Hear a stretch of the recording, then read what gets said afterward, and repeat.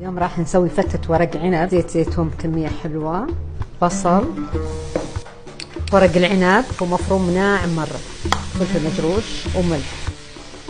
أبى أضيف له شوي من مرق الدجاج ونخليه يطبخ حتى يقرب يستوي. نضيف طماطم، معجون طماطم، بقدونس، عنب، سبك ورق العنب مع الطماطم. خلاص استوت فتة ورق العنب، تكون بهذا الشكل.